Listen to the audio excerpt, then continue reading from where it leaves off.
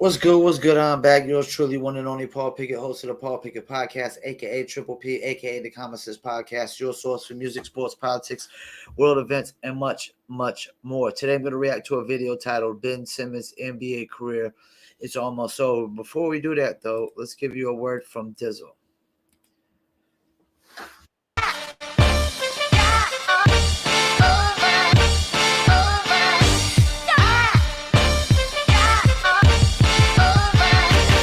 Dizzle ain't no joke, got me addicted, ain't no coke. Let's just have a toast. Anybody want some smoke? Cause it's up, I be dizzled up. Catch me sipping with my double cup. Can't just have one, you gotta double up. You pour it, gotta watch it bubble up. I ain't gon' lie, I cannot get enough. What Calvin said, I need another one. Gon' have you coming back for more, but go get it while it's hot. Before it be sold out in your stores. That Dizzle.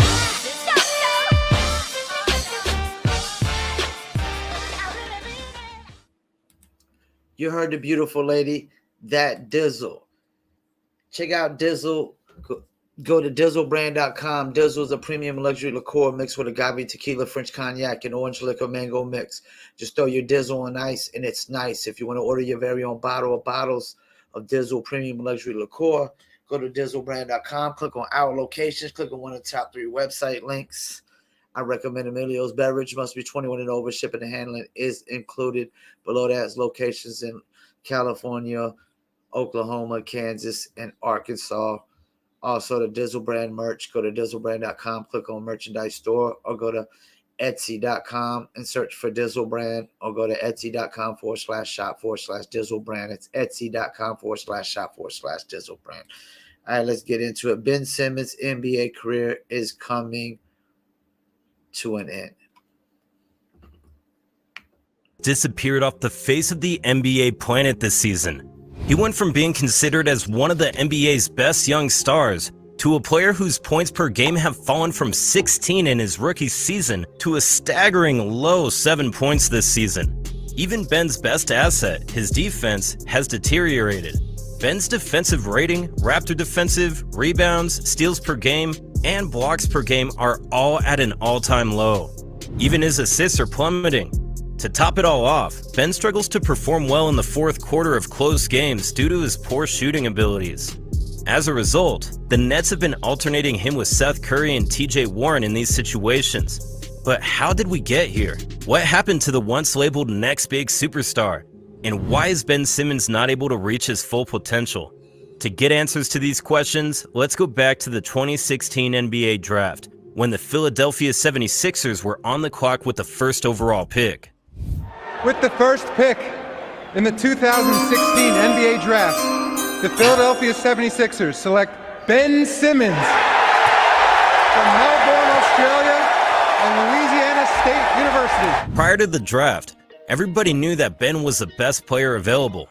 He was known for his extraordinary athleticism, passing ability, and ball handling skills, as well as his strong defensive instincts. Also, it didn't hurt that he was 6'10", and when the Sixers got the first pick, they didn't hesitate. Though, Ben's career did not begin as well as he had hoped. He missed his entire rookie year due to a foot injury, and as a result, his official rookie season was postponed until the 2017-18 season, where Ben Simmons displayed his superstar potential. Ben Simmons was the third leading scorer for Philly, who finished third in the Eastern Conference and advanced to the conference semifinals. Also, Ben Simmons was named Rookie of the Year after averaging 16 points, 8 assists, and 8 rebounds per game. Not bad. Furthermore, the Sixers had a strong shooting season, finishing with the three-point shooting percentage at 36.5. The team's lineup was composed mainly of shooters, which allowed Ben Simmons to lead fast breaks and open up the court for their shooters. He played best when their star player Joel Embiid was hurt at the end of the season and averaged 18 points, 10 rebounds, and 11 assists per game. Over this span, the Sixers won 17 in a row, including their first playoff game. This set a new NBA record for wins in a row to end a season. By running a fast offense, Simmons was able to get opponents to crash on him and kick it out to guys like Robert Covington and JJ Redick, who had numerous 20-point games. The following season appeared to be even more promising for Ben. He appeared in his first All-Star game with Joel Embiid, who became a top 5 scorer in the NBA this season, much thanks to Ben Simmons. Also, Philly started to look like a legitimate contender. They signed Jimmy Butler and Tobias Harris, and while these were excellent signings for the Sixers, they changed the team's offensive strategy. In a slower-paced half-court centered game, the Sixers... Actually, let me stop. He said something that they traded for Jimmy Butler. He didn't stay. So they didn't sign Jimmy Butler. They traded for Tobias Harris and did give him a extension, and he did stay. ran the ball mostly through Butler or Embiid. They took more mid-range shots, and the usage of Ben Simmons dropped. Ben's problem was that if the ball was not running through him, he really had no role on the offense. He's best at running fast and dishing it out to the shooters, but that's not the style of Butler and Embiid. Suddenly, the former Rookie of the Year found himself just standing around as a non-threat. Unfortunately for Philly, they didn't make the playoff, and as the season continued, a rift between Jimmy Butler and Ben Simmons became increasingly apparent, leaving the front office with a difficult decision to make. They backed Simmons, which resulted in Butler's leaving via free agency the following summer. With the stakes being high... Mistake number one, because Jimmy Butler went to Miami and first year got him to the NBA Finals. Jimmy Butler is a game changer. Definitely should have not backed Ben Simmons over Jimmy Butler. Let's keep it moving. After the previous season, all eyes were on Ben to see if he had improved his game, particularly his shooting. Fans were eager to see if Simmons had made any improvements in this area during the offseason and preseason. However, Simmons' three-point shot never turned into anything, and it drew widespread criticism from fans. The offense mostly went through Joel Embiid, leaving Ben in his shadow. But he would get his opportunity to shine. On February 15th, 2021, Embiid was forced to exit the game early due to an injury against the Utah Jazz, and Ben took full advantage of the situation. He recorded an incredible 42 points, 12 assists, and 9 rebounds. It was a career high for Ben, and a clear indication of his superstar potential. However, when Embiid returned, his numbers dropped. Simmons had a career-low usage rate this season, and his confidence plummeted as a result. He also began shooting the ball less frequently. His field goal attempts per game decreased to 10, and his confidence was at an all-time low entering the 2021 playoffs. Ben was even more scared to shoot the ball during the playoffs and attempted just 7 shots per game. Worst of all, he shot a horrible 34% from the free throw line. Teams began fouling Ben on purpose. And why is that? Like, no point guard should be shooting that low, or even point forward. I mean, come on, man. That's terrible. That's like Shaq free throw numbers, less than Shaq free throw numbers. Like, the cat definitely... This is the thing I realized is some cats are in the league really just because it's cool and it's fun and they're trying to get paid money. There's other cats in the league, man, because it's cool, it's fun, they're trying to get paid, and they're trying to be super great. Like, he definitely doesn't have the LeBron, the Kobe work ethic, the Michael Jordan work ethic. But I've never seen nothing like this. Let's keep it moving on.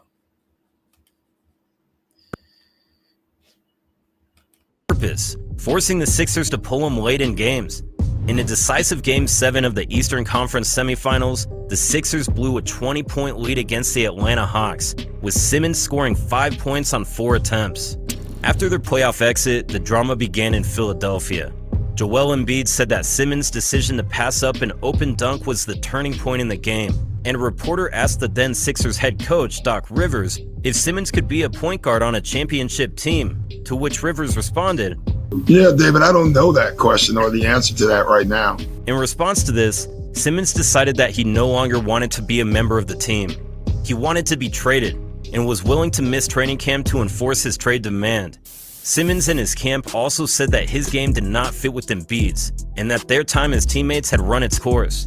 Joel's, on the other hand, said that Ben's holdout and trade demands were borderline disrespectful to the team, and that the team management had built rosters around Ben.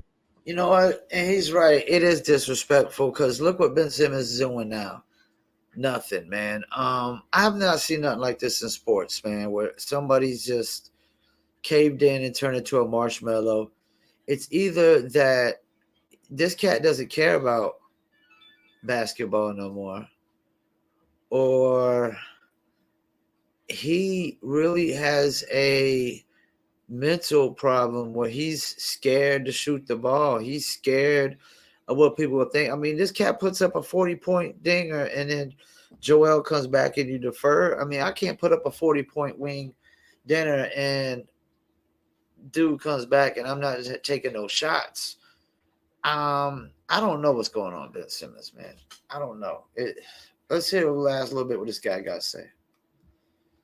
Simmons missed the training camp, didn't play in the preseason, and even placed his Philadelphia home on the market.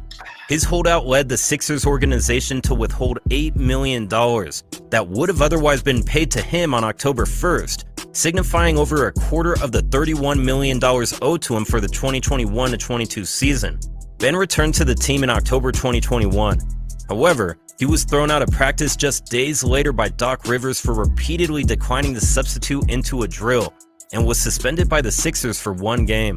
Due to the repeated fines for missed games, Simmons became the most fined player in NBA history, with reports suggesting that he had You know what? That's the only record he'll ever hold. Let's keep it moving. surpassed $10 million in January 2022.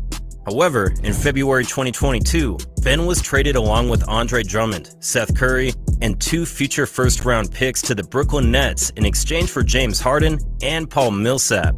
Unfortunately, though, he didn't play his first season in Brooklyn due to a back injury. But Ben Simmons returned this season, and it appears that the on-court problems is just as bad, if not worse, in Brooklyn. On 27 minutes a night, he's currently averaging 7 points, 6 rebounds, and 6 assists, while shooting 56% from the field and 44% from the free throw line. With the Nets, Ben is playing in a system where he doesn't have a lot of opportunities with the ball, and is often used as the number 2 guy rather than the main ball handler. And his new superstar... You know, I don't want to hear that excuse. This cat has plenty of time to work out in off season like everybody else. He clearly has not worked on his jump shot. He's clearly not worked on his free throws. He has no mid-range jump shot. He has no long distance jump shot. He has no free throws. It's hard for probably him to drive to the basket because nobody even guards him. I would say, yeah, you know what? This cat's career is about to be done. It's done. He's played himself out the league. At least Russell Westbrook, he's inefficient. But you think Russell Westbrook's scared to shoot the ball? Hell no. And he plays hard every night. Ben Simmons ain't even an elite defender no more. He's not even an elite defender no more. He can't run an offense because they play off of him like he's Draymond Green and let him try to shoot threes. And at least Draymond Green could shoot better threes. And even if he does it, he'll still try to shoot and he can shoot better free throws. Yeah, this is like, Draymond Green negative 2.0. This is like totally going backwards. Ben Simmons is definitely cheating the Brooklyn Nets. He's cheating the league. If I'm any team, I wouldn't want to trade for no Ben Simmons. There's no way, no how I would want to trade for Ben Simmons. He's broken, man. I mean, he just goes and plays with Durant and Kyrie, and he's still like he's broken. Now they're gone. He's still broken. Going to another team, I guarantee nothing is going to fix it at this point. It's best that he goes plays in Australia. Melbourne, Australia is where he needs to go play. I've never seen nothing like this. I've never seen nobody turn into the State Puff Marshmallow Man like this. Even old boy, the Markelle Fultz, he came in and his jumper was messed up. But this cat, Markelle Fultz, is doing pretty good right now. He ain't scared to shoot the ball. He ain't scared to play basketball. Ben Simmons is scared to play basketball. I think he's only doing it because of the money. He's scared to play basketball. He is. He's scared to play, man. I don't know what more to say, man. It's the craziest shit I've ever seen in sports, man. Like a player crumbling this much. I mean, you see players just fall off a cliff because they're no good no more. This cat is bitch made, like literally overnight, and has been bitch made, soft as marshmallows, soft as shaman since. It's just basketball, dude. Shoot it. I mean, give me his fucking paycheck and let me fucking shoot the ball. I'll fucking score more points than Ben Simmons, man. I mean, what the fuck? It's crazy. Once again, I don't thank y'all for tuning in. Paul Pickett Podcast, and we out.